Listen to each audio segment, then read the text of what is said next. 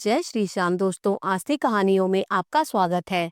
आज हम आपको कथा सुनाएंगे गंगा पुत्र श्री भीष्म पितामह की, जो भगवान कृष्ण के बहुत बड़े भक्त थे और जिन पर कृष्ण जी की असीम कृपा थी। भीष्म जी का असली नाम देवव्रत था। उनका जन्म महाराजा शांतनु के यहाँ हुआ। उनके जन्म के बारे में बड़ी सुंदर गाथा है। इक्ष्वाकु वंशी राजा महामिष ने 1000 अश्वमेध और 100 राजसूय यज्ञ किए। इस कारण उन्हें स्वर्ग की प्राप्ति हुई। एक बार इंद्र की सभा में सब देवता और राजा महामिष बैठे थे। उस समय ब्रह्मा जी गंगा जी सहित वहां आए। किसी कारण गंगा जी का सदृश वस्त्र वायु में उड़ गया। यह देख सब देवताओं ने आंखें बंद कर ली, पर राजा महामिष गंगा जी को और देखते ही रहे। यह देख ब्रह्मा जी ने राजा महामिष को पृथ्वी पर जन्म लेने और कुछ समय बाद वापस स्वर्ग आने का श्राप दे दिया। अब राजा महामिष का पृथ्वी पर जन्म हुआ। वशिष्ठ जी को प्रणाम न करने के कारण 8 वसुओं को ऋषि से श्राप मिला कि तुम सब एक बार मनुष्य योनि को प्राप्त करो। रास्ते में 8 वसुओं का गंगा जी से मिलन हुआ। उन्होंने गंगा जी से प्रार्थना की कि आप मानुषी होकर हमें पुत्र रूप से उत्पन्न करें। गंगा जी ने उनकी प्रार्थना मान ली। वसुओं ने कहा, हम राजा प्रतीप के पुत्र महाराज शांतनु के द्वारा जन्म लेंगे। माता, आप हमें उत्पन्न करते ही जल में फेंक देना, जिससे हमारे श्राप की समाप्ति शीघ्र हो जाए। गंगा जी मान गई, पर एक वरदान वसुओं से गंगा जी ने यह मांग लिया, तुम में से एक वसु को जीवित रहना होगा, ताकि महाराज शांतनु के आज पुत्र उत्पन्न करना वृथा न जाए। वसुओं ने यह बात स्वीकार कर ली और कहा, हम में से एक वसु जीवित रहेगा। हम सातों वसु उसको अपना अपना तेज देंगे, जिससे वह वसु बड़ा वीर और पराक्रमी होगा। वे 8वां वसु भीष्म जी के रूप में महाराज शांतनु और गंगा जी के पुत्र हुए। अब भीष्म जी 16 वर्ष के हो गए। उन्होंने 6 अंगों सहित वेदों को भी पढ़ लिया। परशुराम जी से अस्त्र विद्या भी सीख ली। पुत्र को विद्वान जानकर महाराज शांतनु ने उन्हें युवराज भी घोषित कर दिया। ठीक 4 वर्ष बाद महाराज शांतनु शिकार खेलते हुए यमुना किनारे पहुंचे। वहां पर दाशराज की कन्या पर आसक्त होकर पिता दाशराज से लड़की से विवाह करके ले आने की इच्छा प्रकट की।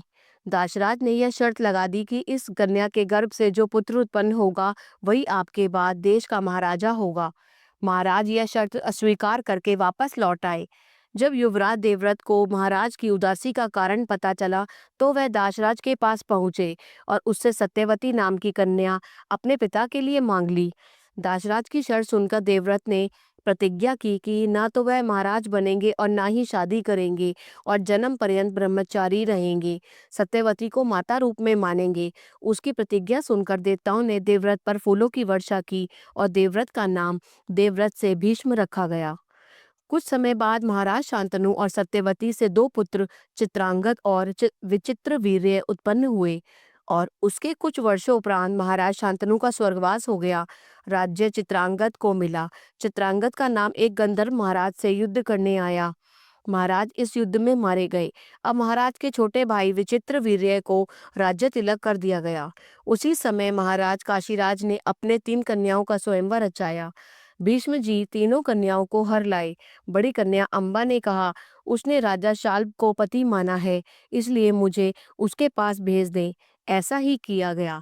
छोटी बहन अंबिका तथा अंबालिका का विवाह भीष्म जी ने विचित्र वीर्य के साथ कर दिया। विचित्र वीर्य के स्वर्गवास होने के बाद उसकी बड़ी पत्नी अंबिका से अंधा पुत्र धृतराष्ट्र उत्पन्न हुआ और छोटी रानी अंबालिका से पांडु और एक सुंदर दासी से विदुर जी उत्पन्न हुए।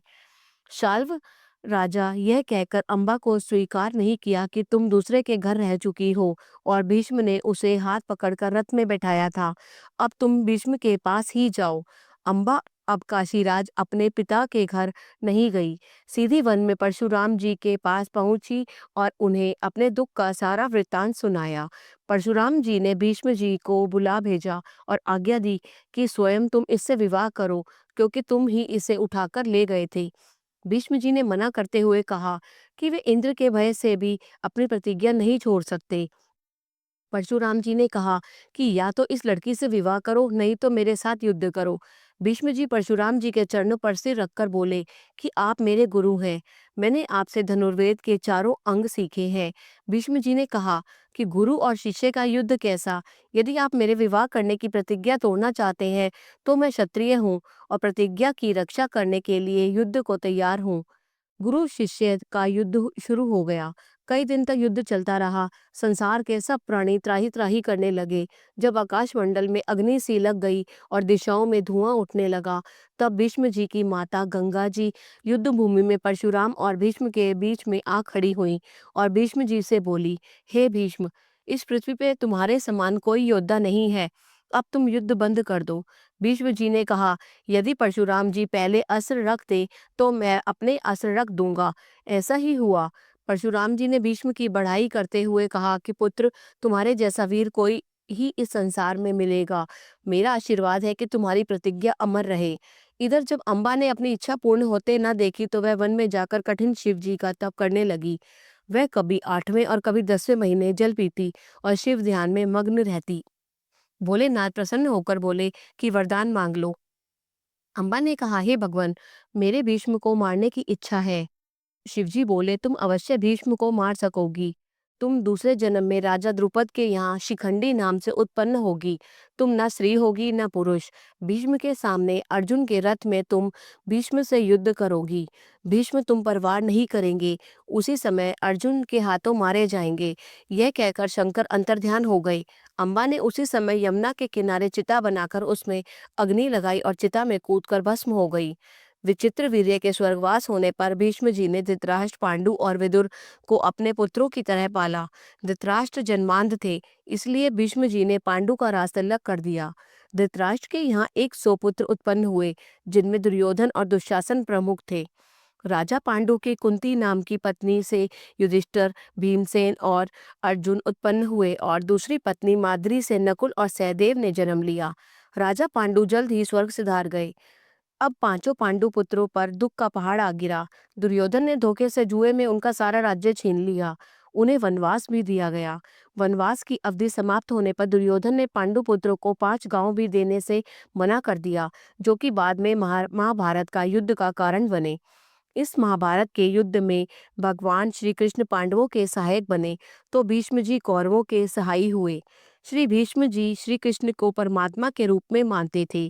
सारा सारा दिन प्रभु कृष्ण के ध्यान में गुजारते थे। महाभारत का युद्ध प्रारंभ हो गया। दुर्योधन की प्रार्थना पर कुरु का सेनापति बनने पर भीष्म ने दुर्योधन को कहा कि मेरी दृष्टि में तुम पांडव समान हो। मैं युद्ध तो तुम्हारी ओर से करूंगा और अच्छा उपदेश पांडवों को देता रहूंगा। उधर श्री कृष्ण ने किसी ओर से न लड़ने की प्रतिज्ञा कर ली और भीष्म ने यह भी निश्चय कर लिया कि यदि मैं श्री कृष्ण का पूर्ण अनुयायी हूँ तो ठाकुर के हाथ शस्त्र अवश्य उठवाऊंगा। ये आज युद्ध का तीसरा दिन है। भीष्म जी गरुड़ व्यूह की रचना की है। भीष्म की अबाध गति से बाण बरसाते हुए पांडव सेना का संहार करने लगे। बाणों की वर्षा करते करते अर्जुन के रथ को भी ढक दिया। भीष्म जी की आज्ञा से द्रोण, विकर्ण, जयद्रथ आदि ने अर्जुन के रथ को घेर लिया। श्री कृष्ण में भी भीष्म के बाणों से पीड़ित हुए। हो सकता था कि अर्जुन बाणों की अधिकतम मार से गिर जाते कि श्री कृष्ण ने घोड़ों की रास हाथ से छोड़ दी। फिर रथ के पहिए रूप भयानक चक्र को घुमाते हुए हाथ में लेकर भीष्म जी को मारने के लिए दौड़े। यह देखकर भीष्म जी बोले, हे चक्रपाणि, आपको मैं प्रणाम करता हूँ, आप मुझे मार गिराइए।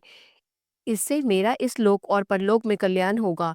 श्री कृष्ण का ऐसा चक्र चलाना देखकर वीर अर्जुन रथ से कूदकर श्री कृष्ण के पीछे दौड़े और चरण पकड़कर बोले, हे केशव, आप अपना क्रोध शांत कीजिए। मैं अवश्य प्रतिज्ञा कर पूरी करूंगा और आपकी आज्ञा से अवश्य गुरुकुल का संहार करूंगा। इतने में भीष्म जी श्री कृष्ण की जय जयकार करते हुए बोले, प्रभु आप धन्य हैं। आपने मेरी प्रतिज्ञा रखने के लिए कि मैं भीष्म यदि श्री कृष्ण से शस्त्र न उठवा दूं तो मैं ठाकुर का प्रिय अनुयायी नहीं। आपने प्रभु भक्त के लिए अपने शस्त्र न उठाने की प्रतिज्ञा तोड़ दी। श्री कृष्ण ने भीष्म जी को वर मांगने के लिए कहा। भीष्म जी ने प्रभु श्री कृष्ण से यह वर मांगा कि जीवन में अंतिम घड़ी में प्रभु सामने खड़े हों। श्री कृष्ण मुस्कुराए। अगले दिन भीम और अर्जुन ने कौरव सेना को बुला हाल किया। संध्या समय युद्ध की उस दिवस की समाप्ति पर श्री कृष्ण ने भीम और अर्जुन की पीठ ठोकी। उधर दुर्योधन भीष्म पितामह के पास पहुंचे और रो रो कर अपनी सेना की व्यथा सुनाई और बोले, दादा, यदि यही हालत रही तो आप पांडवों के प्रति दया दिखाते रहे तो शीघ्र ही खेल खत्म हो जाएगा। दादा जोश में आकर बोले कि यदि मैं अपनी आन पर आ गया तो कल ही मेरे हाथों से एक पांडव मारा जाएगा। दुर्योधन प्रसन्न हो गया और सोचने लगा कि दादा का खून अब उबला है। अब पांडव 5 दिन के मेहमान हैं। सारा संसार सो रहा है पर भक्तों के भगवान जाग रहे हैं। वे सोच रहे हैं कि कल एक पांडव मारा जाएगा। उन्होंने नट का भेष बनाकर चुपके से आकर द्रौपदी को जगाया और उसे अपने साथ चलने के लिए कहा, क्योंकि भोर होने वाली थी। कहीं भीष्म का प्रण पूर्ण होने लगा तो कल एक पांडव मारा जाएगा। द्रौपदी मोहन के साथ चलकर पितामह के शिविर के पास पहुंची। प्रभु ने उसे समझा दिया कि यदि दादा पूछे कि किसके साथ आई हो तो मेरा नाम मत बता देना। द्रौपदी ने सब कुछ समझ लिया और भीष्म जी के शिविर में पहुंच गई। दादा भजन कर रहे थे। द्रौपदी ने साड़ी का पल्लू मुंह पर कर लिया और दादा के चरणों पर गिर गई। भीष्म जी ने आंखें खोली तो देखा कोई दुखिया चरणों पर गिरी है। तन पर रंगीन साड़ी है जो बता रही है कि स्त्री सधवा है। भीष्म जी ने अपना दायां हाथ उठाकर उनके चरणों पर गिरी नारी से बोले, हे बेटी, तुम सौभाग्यवती हो, गुणवंती हो और तुम्हारा सुहाग अटल रहे। यह सुनकर द्रौपदी ने रोकर कहा कि बाबा, मेरा सुहाग कैसे बच सकता है? आपके प्रण है कि कल एक पांडव मारा जाएगा। भीष्म ने द्रौपदी से पूछा कि बता, तुझे यहाँ लाने वाला कौन है? द्रौपदी बोली कि मैं अपने आप ही अपने कुल पूज्य बाबा को सिर झुकाने चली आई हूँ। भीष्म जी बोले कि वह जान गए कि उसे चोरी चोरी लाने वाला कौन है। वह बूढ़ा होने को आया है पर अभी तक उसकी चोरी की आदत नहीं गई। ठाकुर बाहर खड़े अब सब बातें सुन रहे हैं। बाबा रोने लगे और कहने लगे, द्रौपदी, तुमने मेरा कुल पवित्र कर दिया। मैं तुम्हारा सुहाग क्या मिटाऊंगा जब पांडवों का एक रक्षक स्वयं बांसुरी वाला है। जीत उसी की होगी। जिस ओर यह मुरली वाला होगा, यह ही मेरा निर्णय है। आज युद्ध का 10वां दिन है। भीष्म जी ने स्वयं पांडवों को बता दिया है कि महारथी शिखंडी के हाथ से उनकी मृत्यु होगी, क्योंकि अंबा ने पूर्व जन्म में बदला लेना है। अब शिखंडी को भीष्म जी के सामने युद्ध स्थल में लाया गया। बाबा शिखंडी पर बाण चलाने को तैयार नहीं हो रहे। अर्जुन को वासुदेव ने आज्ञा दी कि अब समय है, बाणों का वार करके भीष्म जी को गिरा दो। अर्जुन ने गांडीव धनुष से निकले हुए बाण भीष्म जी के शरीर में घुस गए। शरीर में कोई स्थान भी बाणों के बिना नहीं रहा। उसी समय भीष्म जी पूर्व की ओर सिर करके रथ के नीचे गिर गए। उन्होंने गिरते समय सूर्य को दक्षिणायन देखकर उस समय प्राण त्याग नहीं किए और सूर्य के उत्तरायण की प्रतीक्षा करने लगे। महापराक्रमी भीष्म शरशैया पर पड़े प्रभु श्री कृष्ण का गुणानुवाद करने लगे। इतना तो करना स्वामी, जब प्राण तन से निकले, गोविंद नाम लेकर तब प्राण तन से निकले। श्री गंगा जी का तट हो, यमुना का वंशी वट हो, मेरा सांवरा निकट हो, जब प्राण तन से निकले। पीताम्बरी कसी हो, छवि मन में यह बसी हो, होठों पे कुछ हंसी हो, जब प्राण तन से निकले। जब कंठ प्राण आए, कोई रोग न सताए, यम दर्श न दिखाए, जब प्राण तन से निकले। उस वक्त जल्दी आना, नहीं शाम भूल जाना, राधा को साथ लाना, जब प्राण तन से निकले। एक भक्त की है अर्जी, खुद गर्ज की है मर्जी, अगर आगे तुम्हारी मर्जी, जब प्राण तन से निकले। भीष्म जी शरशैया पर पड़े हैं। उनका सिर बहुत नीचे लटक रहा है। उन्होंने सब वीरों से कहा कि मुझे तकिया दो। कौरव वर्ण उस समय कोमल और मूल्यवान तकिए उठा लाए। भीष्म बोले, ये तकिए वीर शैया के योग्य नहीं है। अर्जुन को बुलाओ ताकि वह मुझे योग्य तकिया दे। अर्जुन ने आज्ञा का पालन करते हुए पितामह को प्रणाम करके 3 तीक्ष्ण बाण पितामह के सिर के नीचे जमीन में मारे। उन बाणों पर तकिए के समान भीष्म जी का सिर ठहर गया। दूसरे दिन प्रातःकाल सब राजा लोग भीष्म जी के दर्शनों के लिए गए। दादा ने सबकी ओर देखकर पीने के लिए जल मांगा।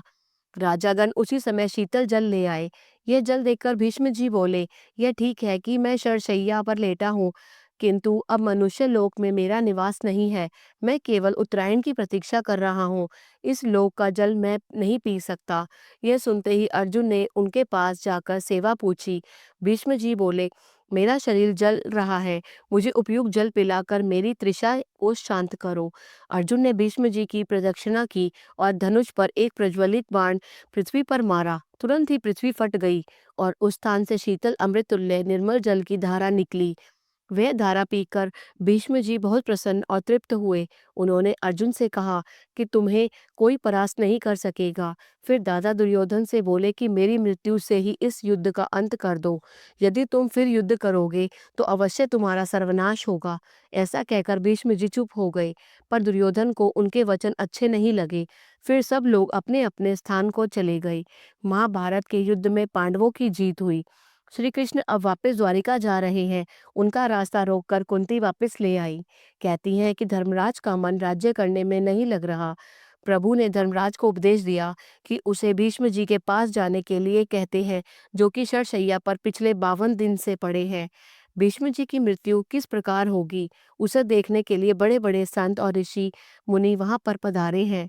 बाण गंगा के किनारे जहाँ भीष्म जी सोए हैं, उसी स्थान पर ठाकुर धर्मराज और दूसरे भाइयों सहित पधारे। श्री कृष्ण कहते हैं, दादाजी, इन धर्मराज को कुछ उपदेश दीजिए। ये मान रहे हैं कि सर्वनाश का कारण यही है, उन्हें शांति मिले। आप इन्हें समझाइए। भीष्म जी ने पहले प्रश्न कर दिया, ठाकुर मैं निष्पाप हूँ, मुझे बाण शैया पर क्यों सोना पड़ा? प्रभु बोले, दादाजी, आपको कोई पाप नहीं किया, फिर भी आपने अपनी आंखों से सब पाप पाप होते हुए देखा है। भीष्म जी ने उत्तर दिया कि मुझे वह पाप याद नहीं आ रहा। श्री कृष्ण बोले, दादा, आप भूल गए, पर मैं तो ईश्वर हूँ, मुझे सब कुछ याद रखना पड़ता है। जब द्रौपदी की सभा में निर्वस्त्र किया जा रहा था, उस समय द्रौपदी ने आपकी दुहाई दी थी, दादाजी, आप न्याय करें कि मैं जित हूँ या अजित। हारे हुए पति को मुझे दांव पर लगाने का अधिकार नहीं है। आपने कहा कि मैंने दुर्योधन का अन्न खाया है, इसलिए चुप हूँ। द्रौपदी का अपमान आप सभा में देखते रहे, ऐसा घोर पाप आप अपनी आंखों के सामने देखते रहे। द्रौपदी की पुकार सुनकर मैं वहां गुप्त रूप में आया था और सीढ़ियां बढ़ाकर उसकी लज्जा रख ली। उसी पाप का दंड आपको मिला है। भीष्म जी ने नमन किया। स्त्री धर्म, आपद धर्म, राजधर्म, मोक्ष धर्म आदि समस्याओं का महाभारत के शांति पर्व में बोध है। फिर पर धर्म बतलाया। फिर भीष्म जी ने भगवान की स्तुति की और कहा, नाथ, मेरे पास अर्पण करने के लिए कुछ नहीं है। मैं अपना मन और बुद्धि आपके चरणों में रखता हूँ। सूर्य उत्तरायण में आ गया है। आप मेरे सामने खड़े रहकर दर्शन देते रहे। मैं शरीर छोड़ रहा हूँ। और उस कर्मयोगी से ने श्री कृष्ण के सामने ही प्राण त्याग दिए। बोलो श्री कृष्ण भगवान ने की जय। अगर आपको श्री भीष्म पितामह की कथा में आनंद आया तो कृपया करके इसे लाइक कीजिए और शेयर कीजिए, ताकि अधिक से अधिक व्यक्ति इसका लाभ उठा सके। बोलो जय श्री श्याम।